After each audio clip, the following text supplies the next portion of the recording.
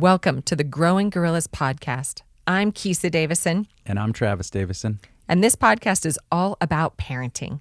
The ups, the downs. The in-betweens. We have absolutely no idea what we're doing. But likely neither do you. So kick back, relax, and enjoy. Special thank you to the Cleared Hot podcast for use of the studio and Andy Stumpf for all of his invaluable information. If you'd like to learn more about Cleared Hot, visit clearedhotpodcast.com. Let's do this. Drink Element, LMNT, is our podcast sponsor today. It's a healthy alternative to sugary electrolyte drinks. Every grab-and-go stick pack replaces all the essential electrolytes that you need with no sugar, no coloring, no artificial ingredients, or any other junk. I drink Element every day, and so does Travis, to support... Because it's delicious. Well, I was going to say, I drink it to support my hydration. I would say my low-carb diet, my fast, my workouts, etc., but none of those things are true. I just drink it because it's good, and I need water in the morning. My favorite flavor is definitely the orange one, and the green one, and the pink one. Yes, you're saying raspberry, orange, and lime. Correct. Which I don't disagree with you on. However, the watermelon is delicious. And let's not forget the chili lime is good with tequila, as is the habanero mango, I think. The two spicy ones are really good with tequila. Not recommended in the morning, but still good with tequila. Well, yeah, and it's kind of like, I guess, counterbalances. Totally. It's a math equation. It works out somehow. I don't think Rob Wolf necessarily is going to stand behind that. I know, but he's not here, so. That's true. I'm the official on the subject. But listen, here's the cool part. As a member of our Growing Gorillas community, LMNT has a very, very, very cool offer for you. You can let them know that you are interested in trying out a sample pack. All you have to do is cover the cost of shipping, so you can get yours. Which is what, like $5? I don't know. I think it's like $5. Anyways. I just charge things on my credit card. I don't look at it. Cheap. So here's the URL. drinklmnt.com/growing-gorillas. Now remember, growing gorillas, you have to spell all the way out, and there's 2 G's right in the middle, so don't screw it up. drinklmnt.com/growing-gorillas. And in the words of Stella Davison, hydrate or dihydrate. I feel like Element should adopt that as their new Well, tagline. they just did. Okay. Hello, hello, hello. Welcome to the first episode of the Growing Gorillas podcast. We are super excited to welcome you to whatever this journey holds for us and you. And even more excited that our first episode, we have a conversation with our good friend, Andy Stumpf. Many of you might know him as the host of the Cleared Hot podcast, and you might also recognize the Growing Gorillas podcast studio as being eerily similar to the Cleared Hot podcast studio. Yeah, I thought it was only appropriate that we should have Andy as our first guest, because if it wasn't for Andy, this podcast wouldn't be possible. He definitely kicked us in the ass. Yeah, and his generosity. I mean, it's just been great. Absolutely. So Andy has a 17-year career within Navy SEALs. He executed hundreds of combat operations throughout the world in support of the global war on terror. He was medically retired in 2013, but oh my goodness, his awards and decorations include, I'm listing these all out, Okay. 5 Bronze Star medals, 4 with Valor, the Purple Heart, the Joint Service Commendation Medal, the Navy Marine Corps Commendation Medal with Valor, 3 Navy and Marine Corps Achievement Medals, and 2 Combat Action Ribbons, and the Presidential Unit Citation. Yeah, and if that's not enough, he decides to retire from the military. Mm-hmm. And then jumps 36,500 feet. Yep. and flies in a wingsuit for 18 miles to help raise money for the SEAL Foundation. That was in 2015. But I mean, I don't know if I would say all of those things are less important or more important, but we know Andy as a student, a training partner. He's a purple belt in Jiu-Jitsu under Travis at SBG in both Kalispell and Whitefish, and all 462 pounds of him. Just kidding, Andy. I know you're not really that heavy, but it feels like that sometimes. Yeah, he's a great training partner. awesome student. Actually, he epitomizes being a good student. And more importantly, he's a very good friend. Yep. So with that, enjoy.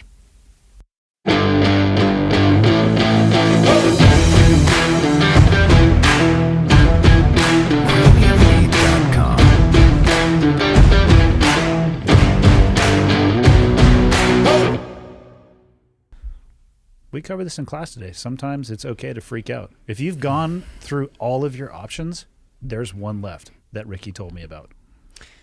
And you freak out. I mean, I was trying to describe when it's appropriate to freak out, because there are times in life where it is absolutely acceptable and appropriate to freak out. And it's when you've exhausted all other options. So the example I used is, it's you're high noon, you're in the Old West, and you're on the gallows. Like, it's okay to cry, it's okay to beg, it's okay to break dance. Like, at that point, I would poop. You have nothing else left. Well, you will eventually. I mean, so whether you do it involuntarily or preemptively, pooping is going to happen at that point. So I think actually both the topic, when is it appropriate to freak out, and the topic of pooping your pants are perfect segues into the Growing Gorillas podcast of... They're real issues. Yeah. They're not talked about Parenting. much, but they're real. Yeah. So is peeing your pants after you've given birth to 4 children. Okay. If you laugh, sneeze, or cough, the probability goes up with every child.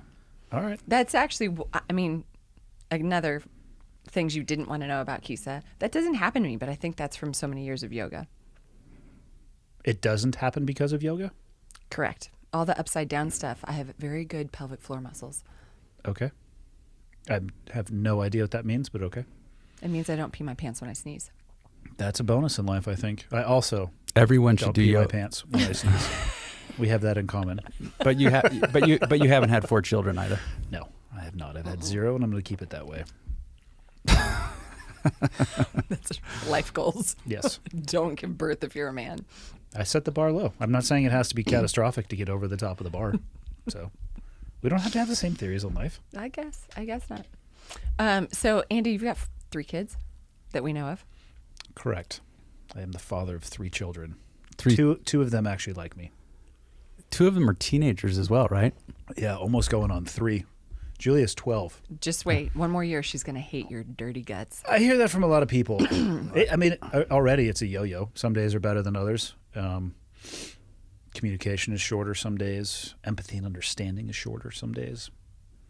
They're all different. But yeah, this birthday season will be 13, 16, and 18. Riley's the oldest? Riley is the oldest. Yeah, and I think he's Riley- growing his hair out, right? Well, he got a haircut the other day that he's not satisfied with, so he got set back in his goals to grow his hair out by about 3 inches. Okay. So I think I know the person who did the haircut, because I was in there today, and he's like, oh, Andy's son was in today. He's kind of like a mini Andy. That's possible, but it might have been Tyler as well. That could have been Tyler. But he did say he had long hair. They both do. Oh, okay. Well, then I don't know which one it was. Yeah. I they heard both do. from Baby Joe today that Riley and Joe have the same. They're in astronomy together. I just heard that from the SEALs boys as well. Each of them are sharing 2 classes with Riley and 1 with Tyler. Because Tyler's only a year behind. They're separated by 2 years, but he's only 1 year behind. Because Riley has a birthday one day after mine. And my parents were just like, hey, you are not mature enough for school or really anything else in life, but we can only hold you back from school, so we're going to do that. Because my birthday is October 10th, which is like right at the cutoff for waiting for the next year. Or I could go in and be this young child, which I was. Didn't work out well. So, 2nd grade is cool enough to do twice. Not that I don't remember it at all. Probably was eating Play-Doh and loving it, but I hope you weren't eating Play-Doh in 2nd grade. That's more of like a paste. a my mom glue said. eating. Yeah, paste out of the jars. Yeah, that seems a little bit more age appropriate. Yeah. And that paste had a flavor to it back then. It was almost like a zucchini sort of How do you cucumber. know this? I used to eat paste. What? Yeah. I used to eat dog biscuits. Are we trying to one-up each other? No, but imagine if you dipped the dog biscuit in paste. Well, It was just like a biscuit. Well, Kisa was just telling the story of when she finally decided to start allowing our children to have snacks in the house, is when she discovered that they were eating the dog biscuits. True story. They were colorful dog biscuits. Oh, they were just reliving that story the other I've been day over as well. at Wheat, Montana, and they have that jar, and I was looking down. I'm like, peanut butter, what? And it looked amazing. And then I was like, oh, that's a dog treat. I was gonna actually ask for one of those. While we're on dog food, I also thought that canned dog food smelled delicious as a kid. I never ate it, but it does smell good. And like Alpo and stuff, it looks like human food. I agree. Looks like corned beef hash. But anyways. That was a strong digression. Yeah. So this is your rodeo. It's true. This is your podcast, not mine. I mean, I have questions if you don't have any. I have lots of questions, but go ahead. She doesn't have any. So listen, the whole premise, I have lots of questions. The whole premise of the Growing Gorillas podcast is none of us really have any idea what we're doing as parents. And Yep. most of us do our best to stumble through.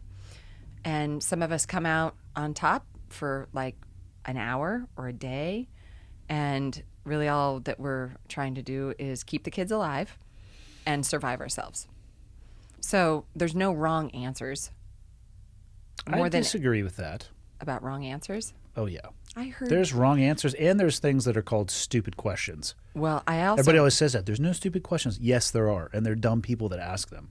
That's usually. True. Well, on the topic of wrong answers, I heard that your solution to Travis's micromonkey problem is just to kick one into the corner. And that they would all follow suit, which I vehemently deny. I don't think that... That is actually a wrong answer. We don't kick children. All right, listen. There's a video camera in that room. I know. Well, no, there's a video camera that covers a portion of that room. Correct. There's a lot of things you can do. It's just like when I administered pool comp. There's areas that the windows could see when the commanding officer was there. 6 inches to the right. He's just like, I don't know. It looks like it's going good. It wasn't. So I'm going to be very careful who I tell stories to because I know who you got this information from. And my only suggestion was sometimes you should kill a fly with a hammer. Not because it makes it any more dead, but the other flies pay attention. See, and I think that's where you're wrong. Because in the fly analogy, I know they don't pay attention. But if you had booted that little kid across the room, they would all stand at attention and do exactly what you say for at least 5 minutes. You're welcome to join me at 4:15 on Monday or Wednesday. That's what I said. I feel like we have a new Micro Monkeys assistant coach. Yeah. I mean, obviously I was joking. I would never kick a child. I don't advocate doing that. I was joking in the moment. Obviously got relayed, but also a portion of me would like to see that happen. So it is the wrong answer, but I guarantee it would have an impact for at least that class. On none of the children, but on you would feel a slight bit of satisfaction until you. I would disagree with the slight portion of that. An immense amount of satisfaction. Well, if you ever ever cave into that feeling, no, you guys are saints for teaching kids that age. 3 and 4 year olds are tough when they're let alone your own, and you're trying to get them to do anything. To teaching them what I would describe as something complex, even though I haven't watched one of the Micro Monkey classes, but I'm sure you break it down to the... We're not teaching jiu-jitsu and micro No, that's what I'm saying. I'm sure you break it down to something easy, but have fun teaching. They're 3 and 4 year olds, right? we had actually a pretty good jiu-jitsu class today, albeit I only had 12 kids today, which is way better than 18 or 20. Just We're trying to get you 25. wrap your Me head and the around same that. person that told you guys this story. We're trying to get those numbers up to 25 just for you. Oh, I can tell because the other person, I'm not even going to use a pronoun because it might give it away, but the other person almost has a devilish smile Yeah. when they announced to me that, oh yeah, I signed up another Micro Monkey today. I get it reported to me as a highlight of their day. Yeah. It's awesome. It's Yes, Travis has another one. it's a mixed blessing, right? Yeah. I'm like, Well- oh great, you signed somebody up. Oh, it's for me. Yeah. You There- made there's my job harder. There's another part of that mixed blessing is the reason you are the Micro Monkeys coach right now is because you did your job as a father, and now Stella's off flapping those wings, and she left you high and dry. What a bitch. She gave you at least a few weeks' notice. Yeah. A week? Better than no show, no call. That's true. That's true. I don't want to digress again, but real quickly, let's let's just do. make sure that the facts get recorded. she actually notified us of her decision while she was gone on the trip that was supposed to come to an end. So technically she gave us no notice. But there was a little bit of time before she left. She came back for, I think, 10 days, just long enough to get Christmas presents and then peace. But you were the best person to receive that information. You were the best person to step into that position because in your eyes, Stella can do no wrong. So far. Give it time. So far. Give it time. What an awesome opportunity for her, though. Fantastic. Yeah, we get to go visit her tomorrow. I'm super excited. So it's a year program or a year billet, or I don't know how it would be described. It was explained to us that it's normally 2 years, or the stage that she's at, they would want to see her there for 2 years, but they're just going to try a 1 year. What would come after that? A second year. No, I mean after that particular after that? place. Yeah.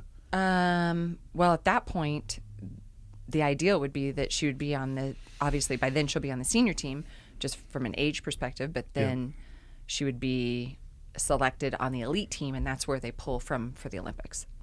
Okay. So she would be... Ultimately, the hope would be she'd be at an Olympic training center getting ready for the Olympics. That would be the ultimate goal. I was going to say, so 2024, because didn't we miss an Olympics in the last? Yeah. Is it going to go this year in 21? I think they canceled it altogether. Is this the year... Is it messing her cycle by this getting pushed, or is the Olympics that she would be involved in? She wasn't ready. No, I'm not saying that. You know, it's like they're every 4 years for the winter and summer. Which one is judo? Is summer? Summer. Okay, so is the 2020 Olympics that was supposed to go? If she was of age, would she have competed in that one? No. Okay, so she would have been the 22. And she might not even be ready at 2024. It might be 2028. It just kind of depends on her health, her. Well, training. at least she's not at age where it's impacting her professional ability. I mean, imagine being in the Winter Olympics and you're at the absolute apex and have trained your whole life. Like, that Olympics. Now it's all done. I mean, think about that. Like, you already made the team. You're already. Yeah. I mean, because that came quick, right? Like, I mean, it wasn't. There was no warning, and it was. And then we all know what it's like you're training for something, and you're at the top of your. Physical ability, you're in good conditioning, and then all of a sudden, nope, sorry, canceled. So now you've got to just be at a state of maintenance. Yeah. For how long? A year? And if they don't do it this year, I doubt they will do it next because they're not going to do 2 Olympics in the same year. No. So it might just get a little clean slate. Yeah. Well, and I think harder than that physical prep, and correct me if you guys have a different opinion, but I mean, just from coaching fighters and things like that. I mean, I always had a habit of, if I had an opponent drop out, week of, 2 weeks out. And in the amateurs, that's pretty common. And you see it actually even at the highest levels, it's not uncommon. Guy misses weight or gets hospitalized for a weight cut. Or happened at the last UFC, or you just sneak out of the hotel and... or you smuggle stuff in. Stuff. But I think the mental part of it, I always had a habit of just not telling the fighter so that they could go ahead and get the full mental benefit of going through the mental preparation. Yeah. I just can't imagine training your whole life for a particular sporting event and then be months out. And then the mental havoc that would wreak on somebody would just be, I think, almost, Yeah. I would call it glorious. Because that's the technique I would use in buds. Back to kicking children. You remove the end state. Because if you tell somebody they're going to run 4 miles, like, all right, or even 40. But if you say you're going to run until I tell you to stop, it's way worse. Yeah, it's the unknown. That's how I think about things, Kisa. Sick and wrong. Back to your children. Yeah. What was your favorite age? Ooh, favorite age. I did not really enjoy being a parent for probably the first 2 years of each of the kids because they didn't really need me. It was essentially they needed mom. I mean, I could be there to feed them or change their diapers, but it was more mom-centric, which I have no issue with at all. But from the other side of that, you're sitting there like, well, I'm here too. Kind of awesome. Let's go set you on this dirt bike you can't ride. But I started enjoying it much more once I could communicate with them and then just be able to do stuff. So I don't know if I necessarily had I guess there was that part where they're a little bit innocent, probably 8 to 10-ish. And then they start seeing behind the curtain. So I would say like 8 to 10 was my favorite age for the kids because they're still pocket buddies, super loving. They always want to be around you, do stuff with you. They still think you walk on water at that point. Yeah, like I said, they're just, I mean, they can see but not well, obviously, because they think you can walk on water. It's, yeah, that would be probably it. And I like it still at this age, but the problems are much more complex. Challenging. Yeah, and complex, and involving the law sometimes, you know. Well, Sounds vaguely familiar. Vaguely familiar. Spent Monday at the school talking with the school resource officer and the assistant principal, dealing with an out-of-school suspension for 2 days. You know, It happens. wasn't doing that at 8 to 10. It can happen, but I mean, should it? I don't know. And it does happen at 8 to 10 too. Or Yeah, but at 8 to 10, you're not usually talking to a police officer. no, not You know, usually. Only Not unless 'cause- you've lost your child. Correct. which also happens sometimes. Yeah. Sometimes more than once. Sometimes more than once. Sometimes they're just checking out DVDs. You know, And chasing the cat down the street naked. Whatever. I've loved every age, but it's also been probably the most heartbreaking and painful thing I've ever done as well. So certainly not a bed of roses, and I'm sure any parent can attest to that. Do you think that heartbreak happens? I mean, obviously, you feel that heartbreak when you hit those challenges. Mm-hmm. But why heartbreak? Why do you use that word? Because being detached from my kid's life via the divorce is heartbreaking. It's I'm watching it from afar, like literally. It's metaphorically and literally. So I'm attached to them via devices, which sucks. I hate that. I mean, you can't parent through texting. FaceTime is cool. It's better than nothing. It's not as good as being in the room. And I miss out on most of what is going on in their day to day. I mean, they'll fill me in on some things, and the reaction to the divorce itself was very different across all 3 kids, and it has been a sliding scale of reactions. And you know, one of them completely cut me out of his life for 18 months. I mean, there's only one way to describe that, which is, you know, how do you explain to a 17-year-old that you love and care for more than anything in the world, and he chooses to have nothing to do with you? I mean, serve that one up cold. It's heartbreaking. Well, and then the fact that the reality that there was a physical separation that it just makes it easier for him to maintain and stay the course on his chosen path. It allows for parent shopping if there's behavior or a difference in environments where one is maybe viewed as more of an authoritarian and another one has a more laissez-faire attitude. You can kind of rule the roost. There's definitely some aspects of that. Yeah, and if I'm only connected via device, well, I'll just go ahead and block for a little bit, and then it doesn't matter what I say. So, good times. Being blocked. I never considered blocking.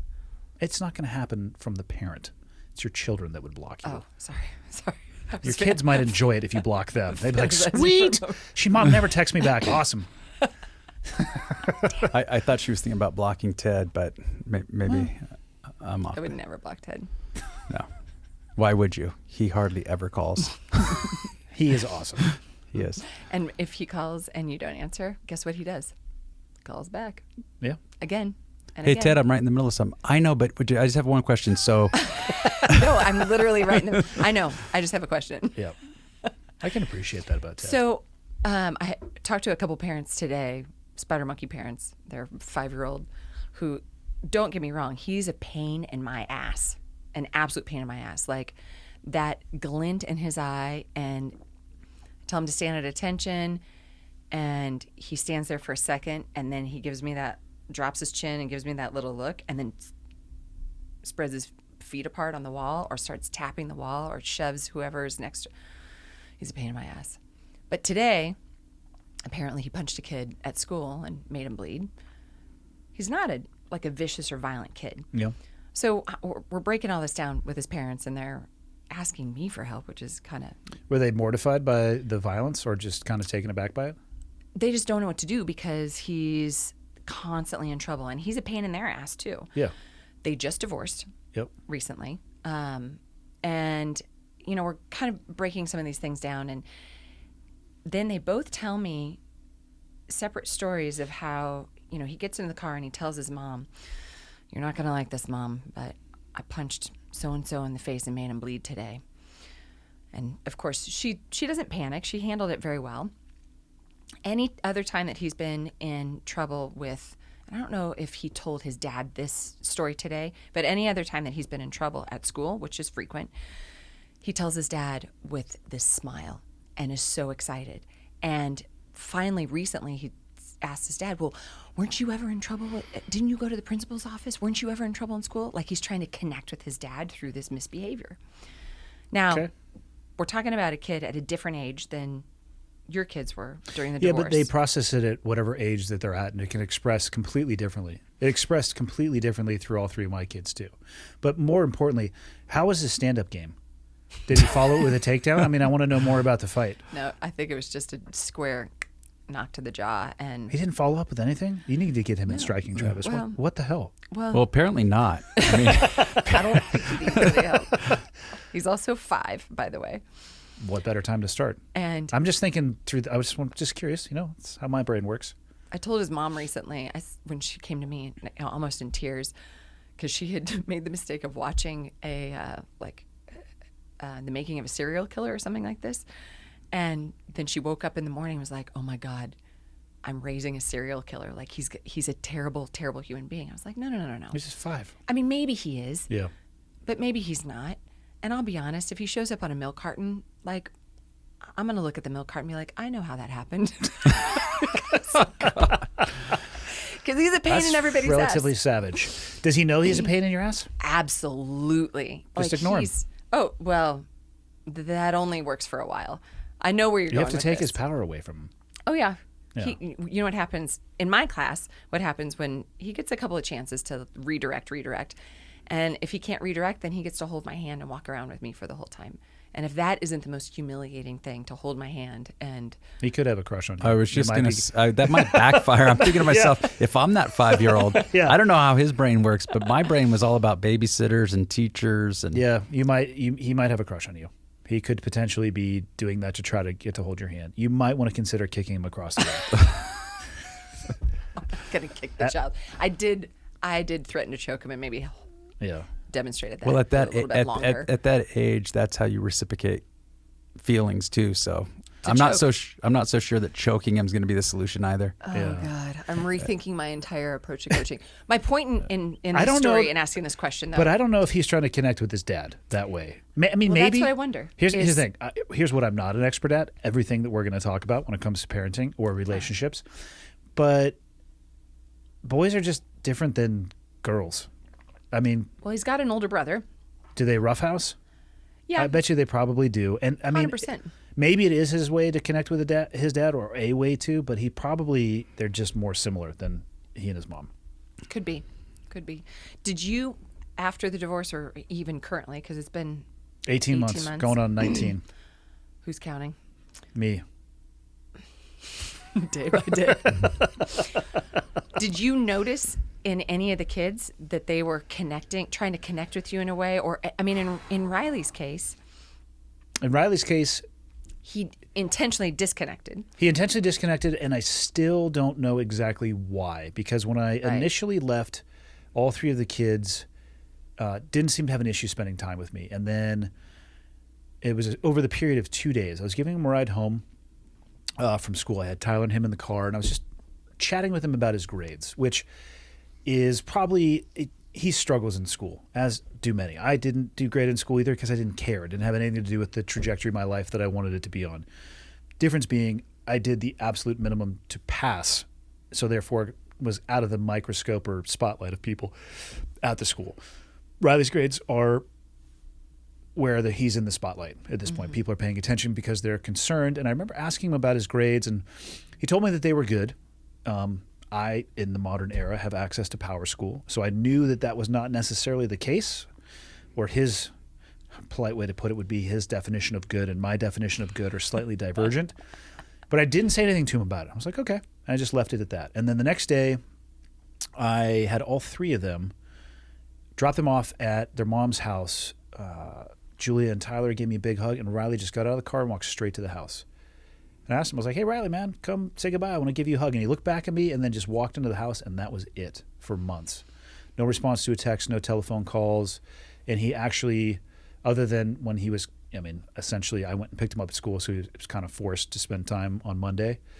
That, and then I talked him into going to breakfast on Tuesday. That was about 6 hours in the last year that I've spent with him, the longest period of time. Other than that, there have been times where both Tyler and Julia have been uncomfortable, either about the situation in general, but Tyler, I think, has processed it the best, but he has a very analytical mind. Of the three they're all incredibly smart and capable kids. His mind works, I think, in the most analytical way. Julia's is a little bit more emotional based in her decision making and comfort level. And then Riley, to be honest, I can't crack the nut on that. I don't know if it's a combination of both. I don't know if he's just straight up angry at the world, as a lot of 17-year-old boys are. I mean, I get that. I don't know for sure, but it's been different between all three of them, drastically different at times. Did you feel like obviously divorce sucks all the way around. Like there's no good part about it. Did you feel like they felt like you had left them? Well, I will disagree with you that divorce sucks all the way around, because For kids.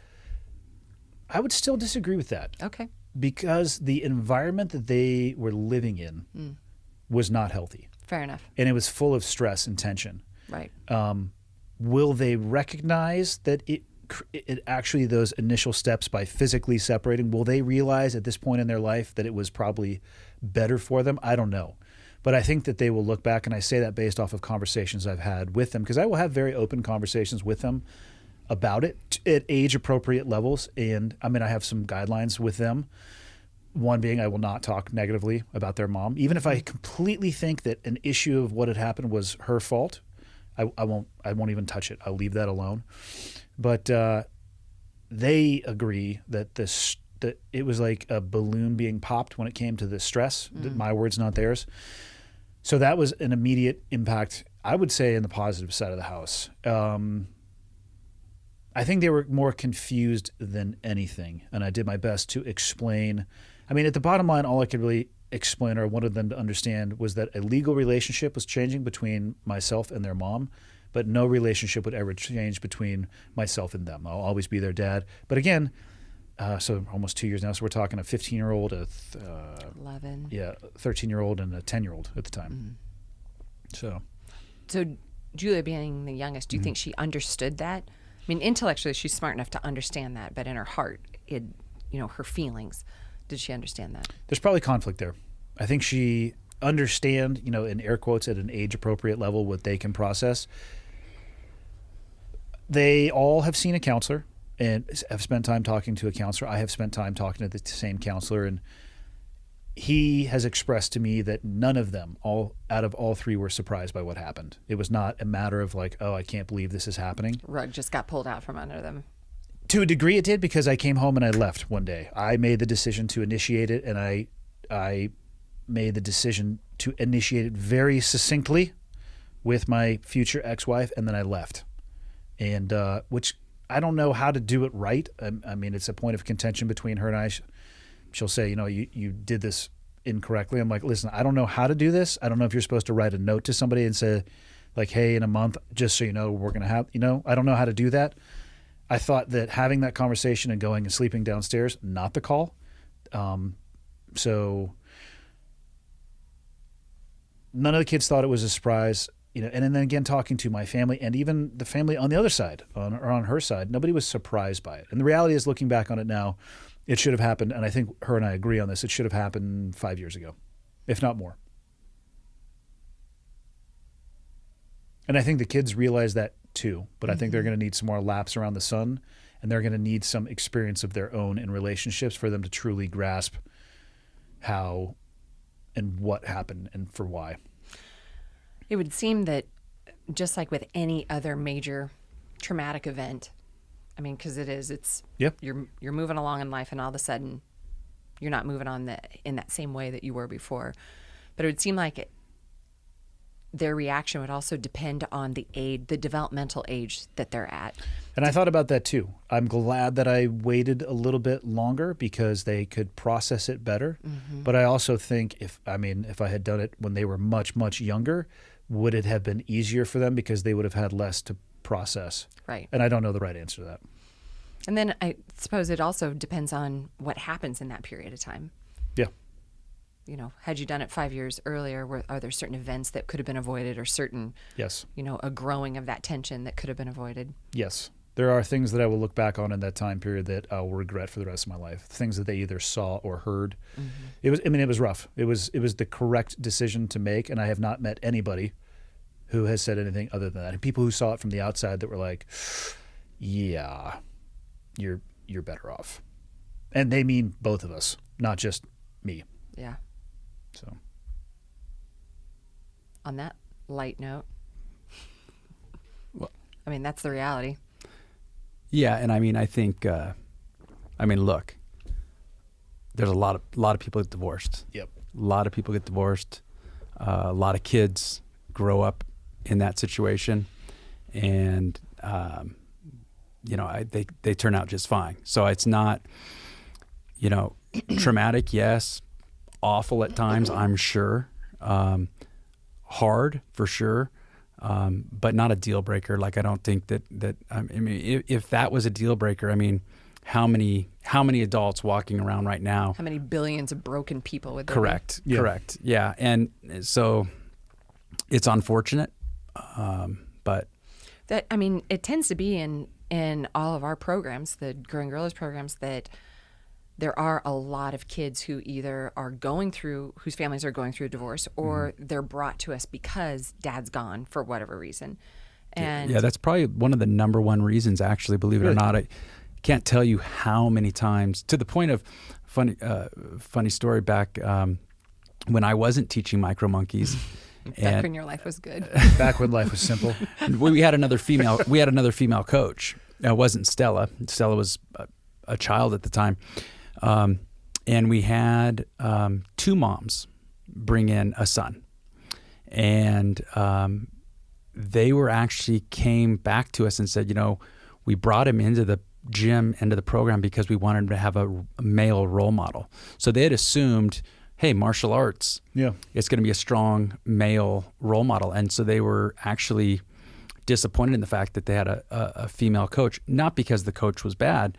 It's just it wasn't what they were looking for. Yeah, and we get that with, that was an extreme situation where it was two mothers in the house, but countless situations where, dad's in jail, or dad just bailed. He's not in this kid's life anymore, or dad's around, but I don't want him to be the male influence on my child. Mm-hmm. So we get a lot of parents, and then also just a lot of single parents, even dads, not necessarily always moms, but they just need some help. Yeah. It's like they're doing a job that can barely be done by two people.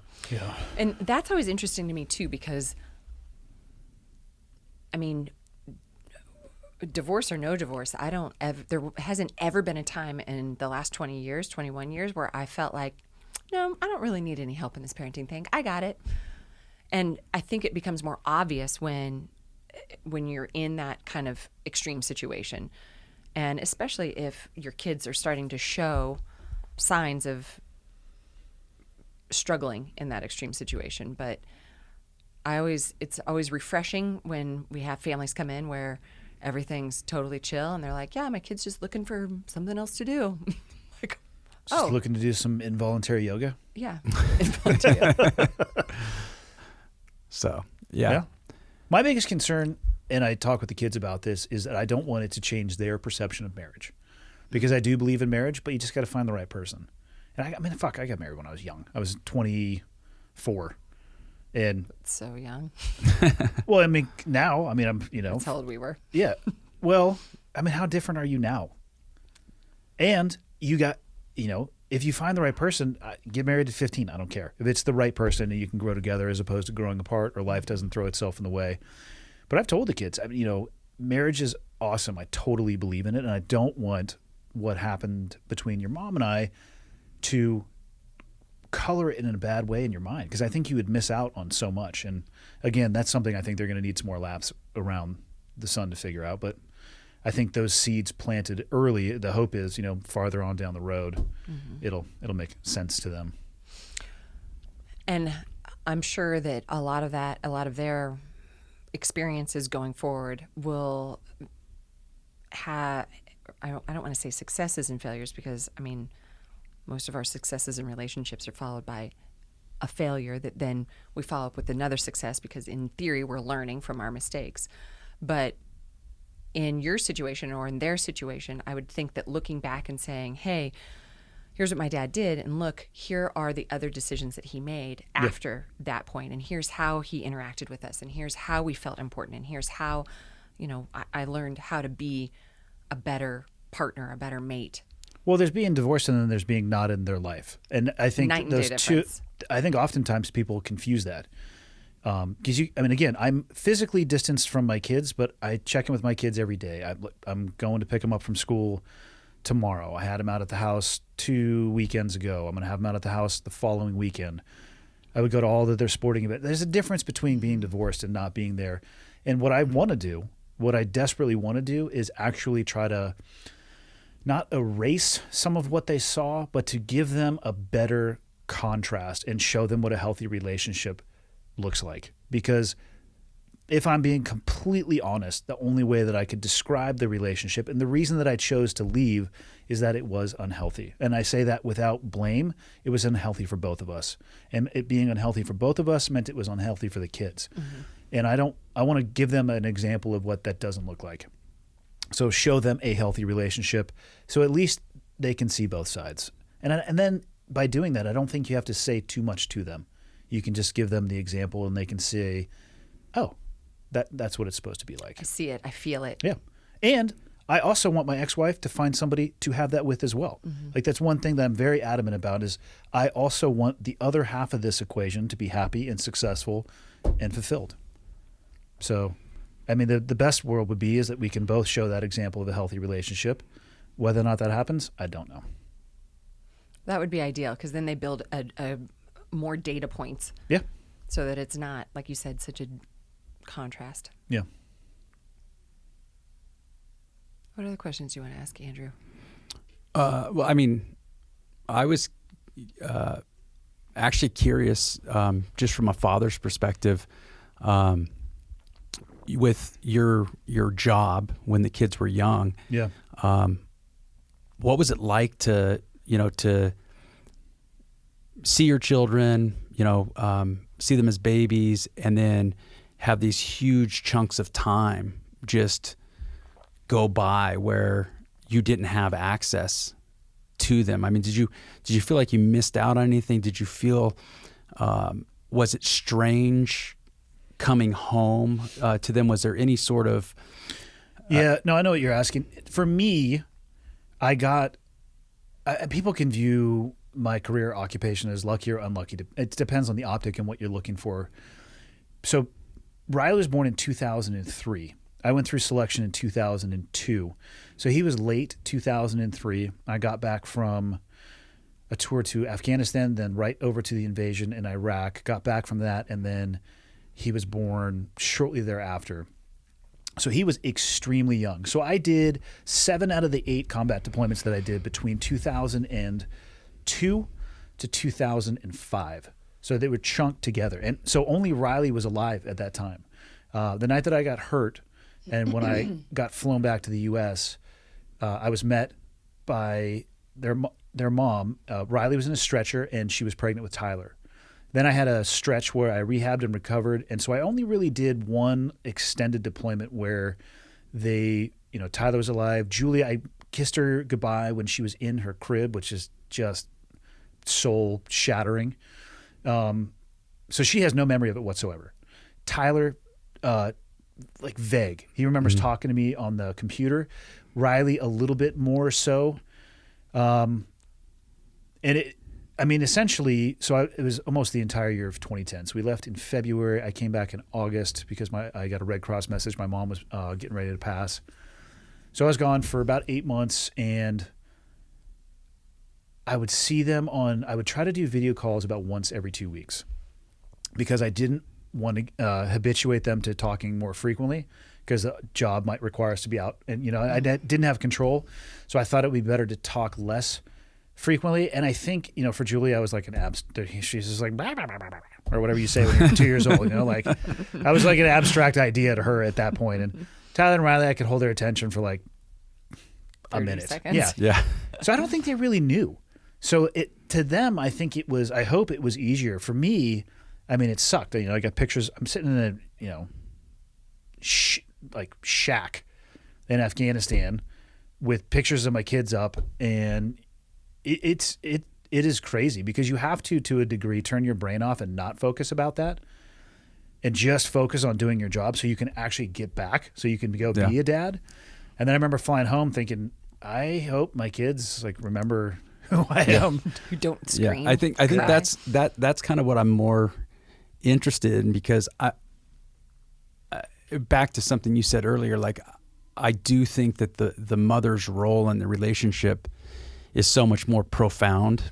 Especially earlier on too. Yeah, I mean, just the way we're built, and I don't think that necessarily a baby or a small child or something's gonna be like, oh, dad's gone, and that's gonna have a huge impact on, their development. I was more interested just from your perspective as a father, because I try to imagine that situation. It's just like, man, I don't know what that would be like. And it actually made me more aggressive overseas, because I wanted to make sure I did everything I possibly could to make sure that I could come back. It was a reason.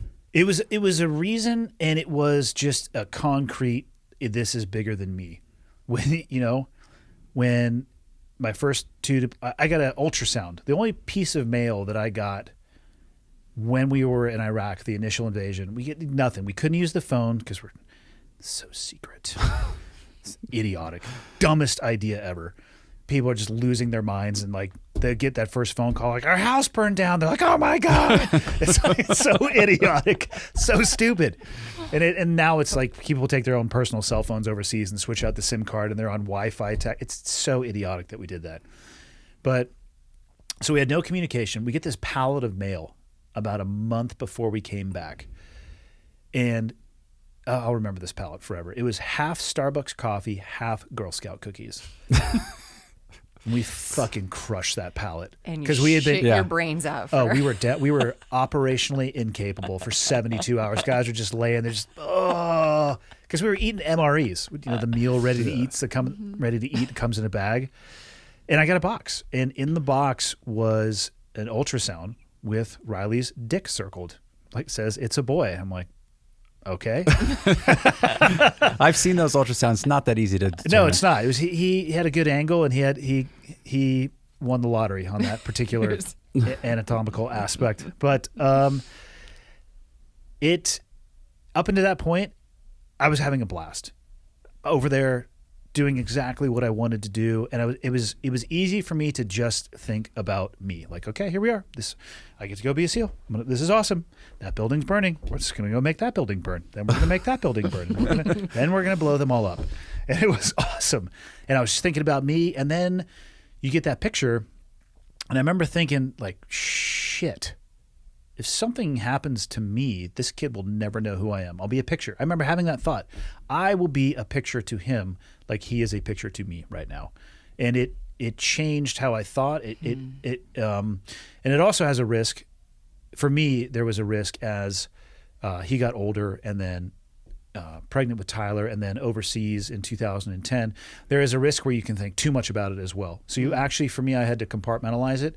And I went through a pretty ritualized process in my brain of just taking the time to think about each of the kids and then packing that away. And I mean, this might sound terrible, but thinking about them not at all in the execution of the job. And then I would be able to unpack that every time that we got back from an objective. Because otherwise, the worst thing you can be thinking about is, you need to do something, but you're scared to do it because of the potential consequence. And you're thinking about your kids. And if I do this, maybe I'll never see my kids again. That can actually get you killed faster than doing whatever it is that you're scared of. So it ended up making me probably not much more aggressive. I don't know. I think my threshold for stuff overseas was probably the line in the sand was probably shorter than most, but it definitely moved it closer to me because I was going to make sure there was absolutely no doubt that I was coming back. Is that sort of mental procedure or mental process, is that something that is taught? I never heard it talked about. I think honestly that would be, there are, I mean, the people that I worked with are just still human beings. And I never talked to anybody about it, I guess. And it wasn't like a shame thing. It was just very personal. Right. And I think each of the guys that I worked with just dealt with it in their own way. But I don't remember that discussion ever coming up. I guess my question is, in your little SEAL school, do they go through like, okay, here's some best practices? Nope. I would imagine, though, that it's not uncommon, that you weren't rare to be over there with a young family at home. Not at all. No, I think that would probably be the norm. It is, and it's then, so you have the layering in of worrying about your own family, and then you have, as the wars continued on kinetically, funerals with young wife, young kids, and just sitting there and just it's this stark thrown in your face. Like that could absolutely be me, and that can screw up the geometry between your ears as well. It's kind of surprising, I guess, to Keese's point that that isn't something that's kind of dealt with, or at least, maybe looked at like, hey, maybe these guys need some tools for. We had been at peace for 30 years. Maybe they do that now. As I was leaving the military, they were making the family unit much, much more involved in the whole overall process. Retreats before and after, offering counseling for individual, for the husband, for wife, and then for the kids separately and then together. Are they still doing that? It was ramping up. So Okay. it's still an emphasis. And it makes guys more lethal overseas because they know they have a network and a structure back home in case something does happen. It just frees up hard drive space between your ears. So you don't have to be worrying about that stuff. So I think they recognize that and we're moving forward. But if we had encountered an enemy that knew what they were doing in 2002, we would have gotten our asses kicked. We were like refiguring out warfare from this SEAL community perspective because the last time there was kinetic action was Vietnam. So we already had enough stuff going on. I remember my first, literally the first packing list. To go a little bit of ring rust. Yeah. The first packing list to go to Afghanistan, it said swim fins and a dive mask. And I was like, well, okay.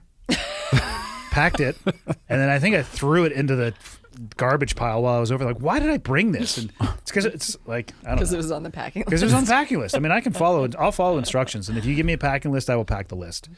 And then, that evolved and our tactics changed. And I think they took people really close to the red line where they're getting ready to break and they realized they had to start, divorce in the SEAL community.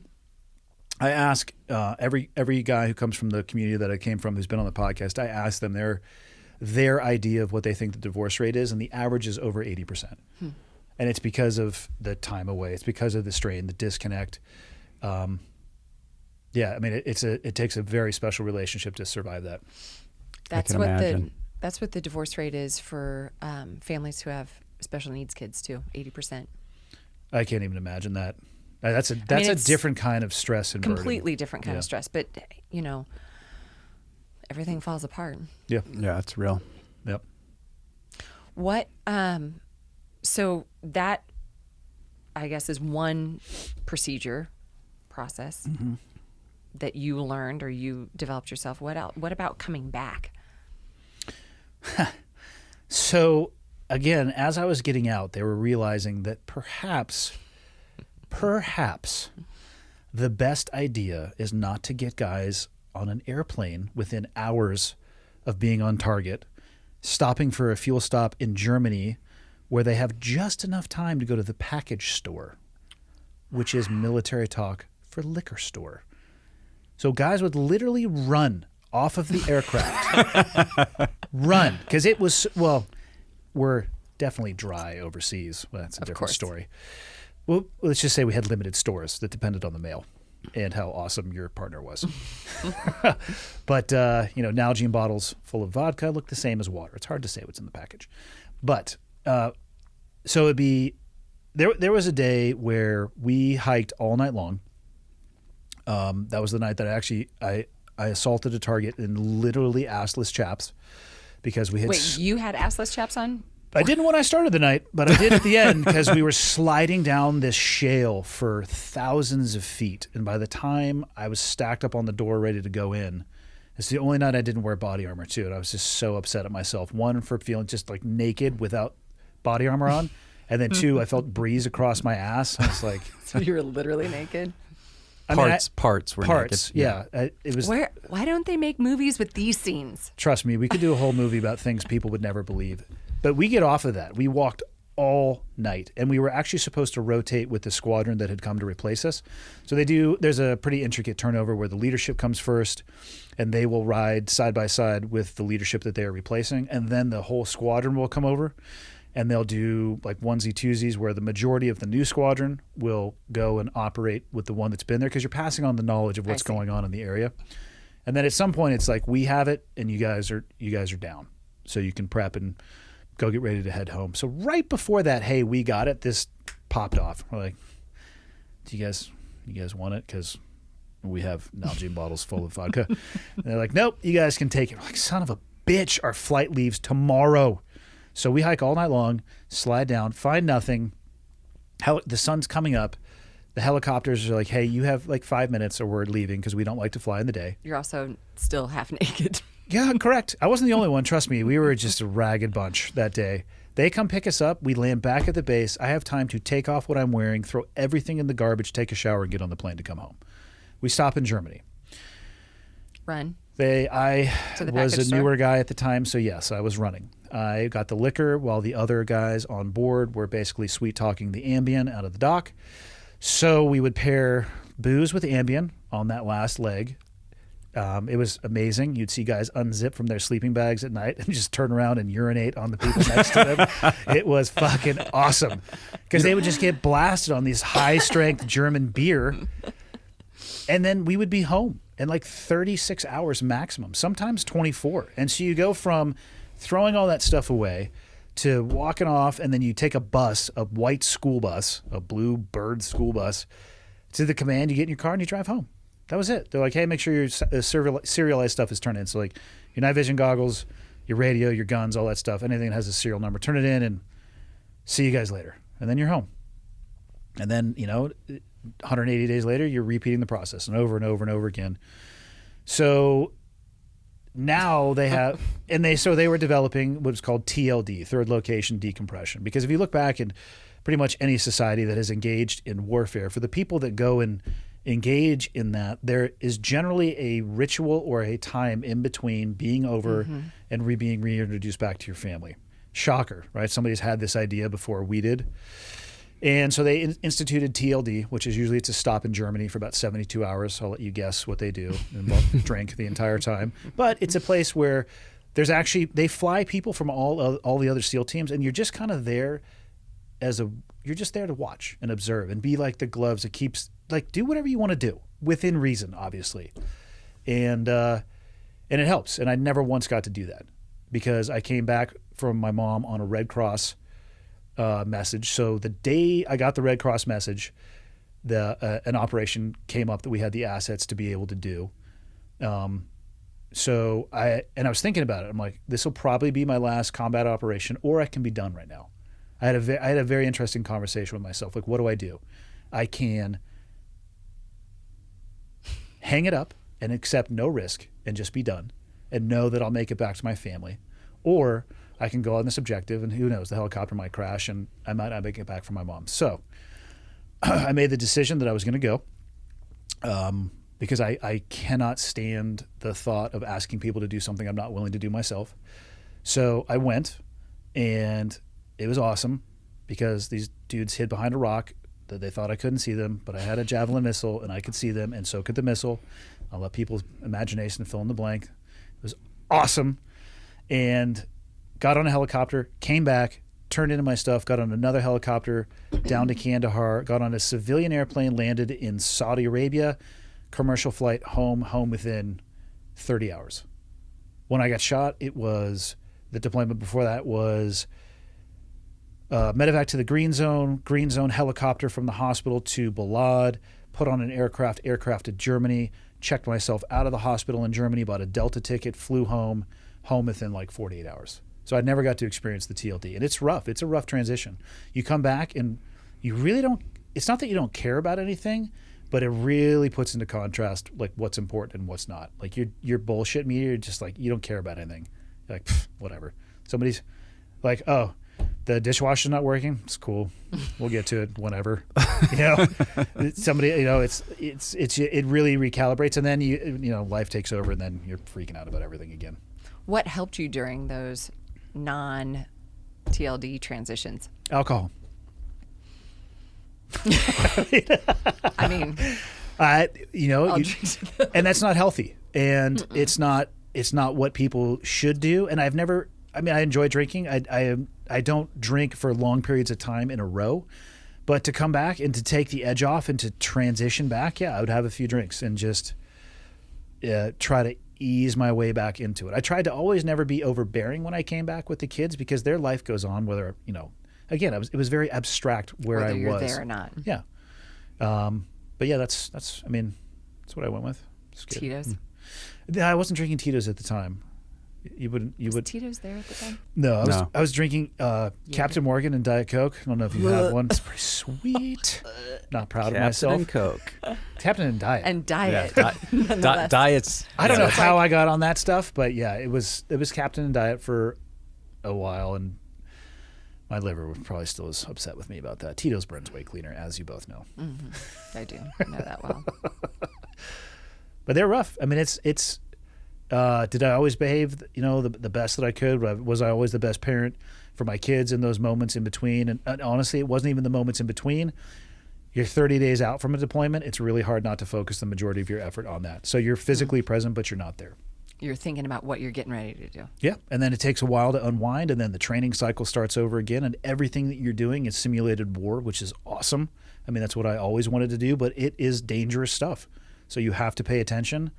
And you're trained to do stuff that you wanted to do, well, for me at least, for my entire life. So, I mean, it's tough. It was very difficult to balance the two. And I've let other people could be the judge of whether or not I did it effectively or not.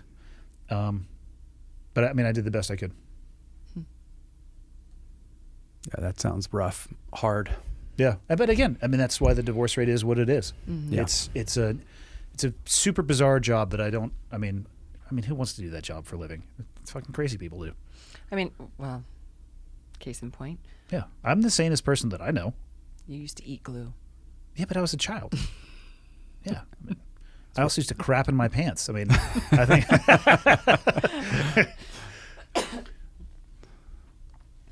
You had more questions, babe? No, I mean, that was what the one I was most interested in, just from wanting to know, because it's one of those situations that's so foreign, so far outside of, you know, anything that I've ever had to do or encounter. But I guess it's actually not, I mean, obviously your job is a little bit different than, say, Travis's job as a construction superintendent was when our kids were that same age that your kids were at the time. But it's not unlike what I think all of us have experienced, which is, okay, I've got 3 areas of my life that I'm supposed to be balancing right now. I want to be the best that I can possibly be at my job. I want to be the best father, wife. I guess those are 2 separate people. I mean, some people want to be both of those things. Yeah, I think father and husband, it's wife 21. and mother. I believe you could Okay. say you are both.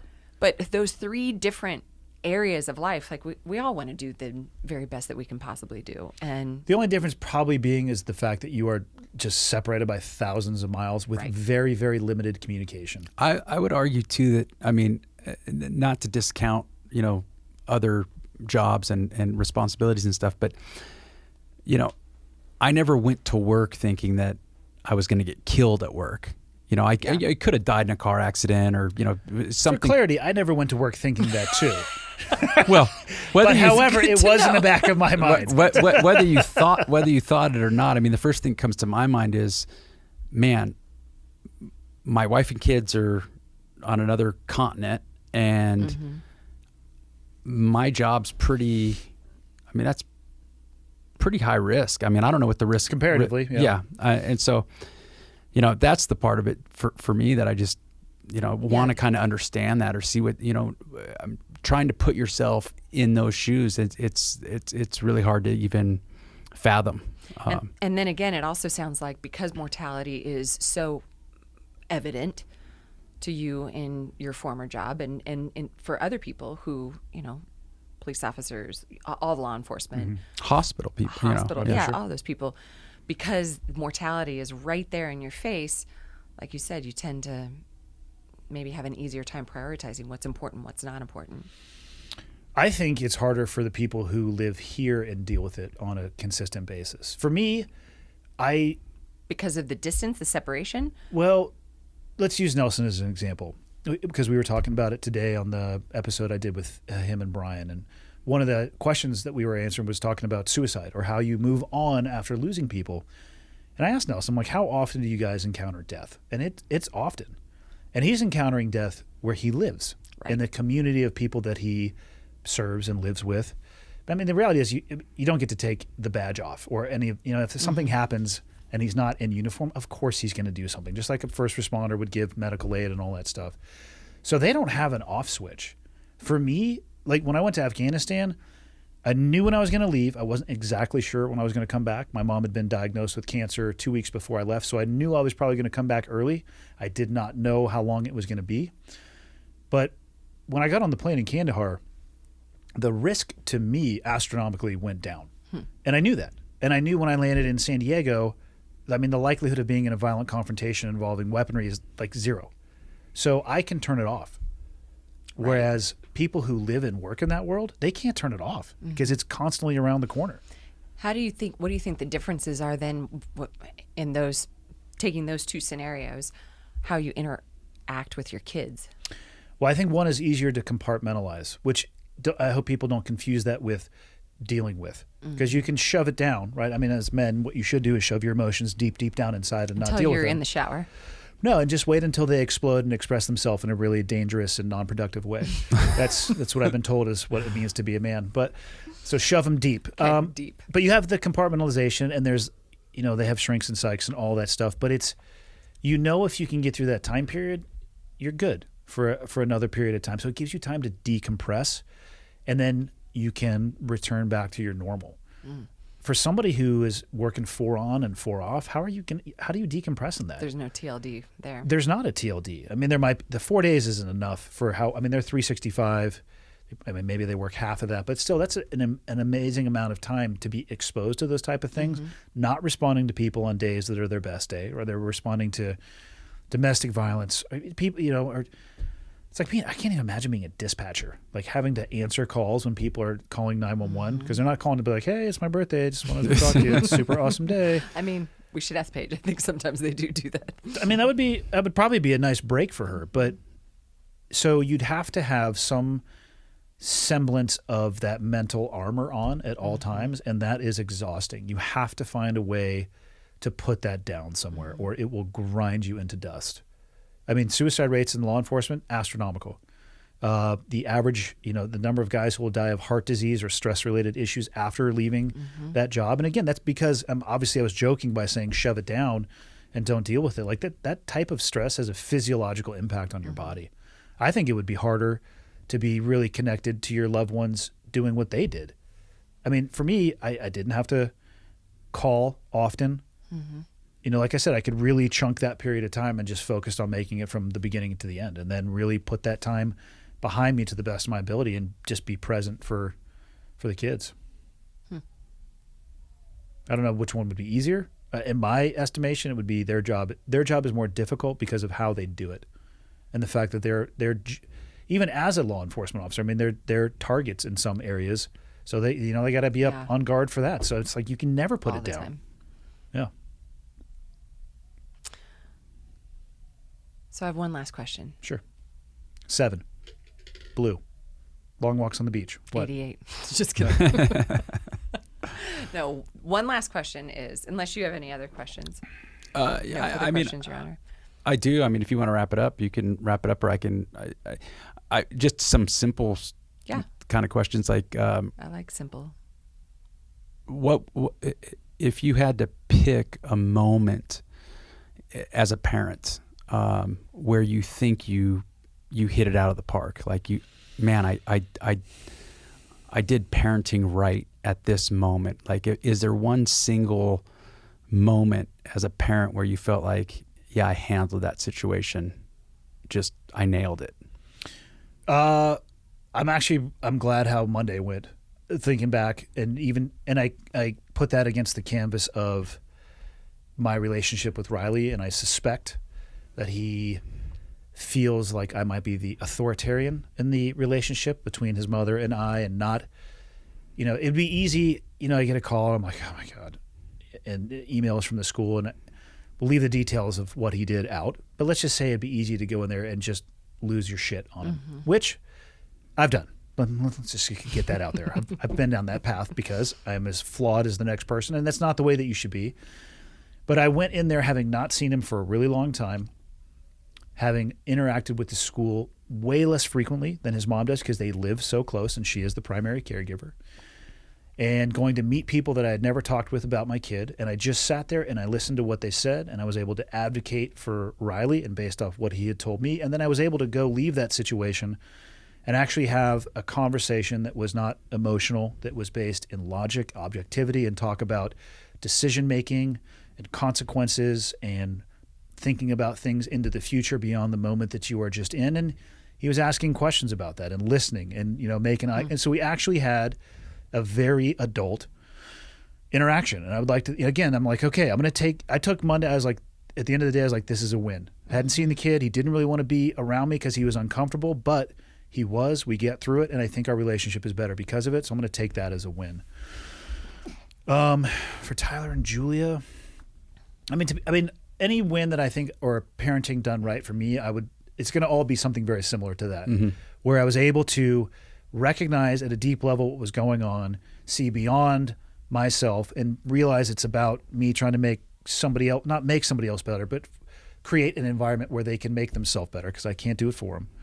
And then, it's rough. Like, you got, a school resource officer and assistant principal. They have one version, and then there's the other version. And of course, there's three versions of every story: them, and then in the middle, which is likely where the truth is kind of at. And that's that. I was happy with that day for sure. Would you say then? I would guess then the times you felt like you blew it. Would it be the times where you did get emotional, where you did explode, where you? That one I can tell you the lesson I learned with Julia early on, and that is that female kids are way more responsive to the tone of their voice of their dad than the boys are. I don't think my boys can hear me when I yell. In their head, they're just like birds everywhere, like pow, pow, pow, pow, pow. And I remember one time we were in San Diego. I don't remember exactly when it was, but I remember I was like stressed out about something or just tired or whatever BS that I brought to the equation, which generally more than I should. And it was an interaction with her, and I was getting frustrated. I probably had repeated, not that you guys have ever experienced this, but don't do that. Don't do that. Don't do that. Put that down. But and I watched her wilt as my tone of voice got too high. And in that moment, I was like, I'm never doing that again. And it was something that I had to become conscious of because I don't know if it was she got scared or which is the last thing I want her to feel is ever fear towards me, because I want to give her an example of what a man should be like. And in that moment, I realized, like, oh, I just completely and utterly blew this, and just addressed it with her on the spot, explained to her, like, listen, I should not have had that outburst. I'm sorry. That is my fault. That's not your fault. And I'm going to do everything I can to never let that happen again. But that one sticks out for sure because it was so visual. Whereas, like I said, the boys are just like, eat dicks, Dad. It's like one piece of advice. With? Just being a dad. Being of advice? I mean, you covered it. Let us learn from your mistakes, please. Well, I'm not done making them yet. So my book of mistakes is, I don't know, however old I am and however many laps I have left, I'm going to fill that sucker up for sure. I could write a book of mistakes. I mean, the only advice I think I would give people, and this is after 19 years of very, very deeply spending a lot of time thinking about whether or not I am actually a good person going through this divorce, and whether I did things for the right reasons. Are my motivations, are they as pure as I think they are? Am I the person that I think that I am? Give yourself a little bit of grace. Give yourself a little bit of space. We are all bouncing around like blind idiots trying to get through life. And to think you're not going to make a mistake along the way is just, I would say idiotic, but that's not the right word for it. It's unrealistic. It's not possible. And I've made plenty of mistakes, and I just try to learn from those mistakes. But at some point, I had to just be able to put a few of the rocks down on my shoulder, and my life got better when I did. Just realizing that, this is the way that it is. I need to forgive myself, which I have found to be one of the hardest things. Because I do believe in forgiveness of other people. I think there's a step in between. And for those curious, I think that step is revenge. But that's how I view the world. But I find that I can, depending on what happens, I can forgive people for just about anything. There's a couple of things in line in the sand. I'm like, no, you're dead to me forever. And especially if I see you again. But it's why I wouldn't give myself the same grace. Like, it's why I'm my own internal worst critic. And I've heard people talk, treat yourself and talk to yourself as if you were caring for somebody else. Because I'll just wake up in the morning, look at me and be like, what's up, you piece of shit? You ready to mess this day up? And I'm like, yeah, I am ready to, because I suck. But it's so vicious. And I try to be very aware of that and just allow myself to forgive myself and not that you can't make amends for it, but just do the best I can going forward. I mean, what else can you possibly do? Otherwise, those rocks are just or the weight or whatever you want to call it, it's just going to crush you. Grace. Try. It's not easy. I can forgive other people easier than I can forgive myself.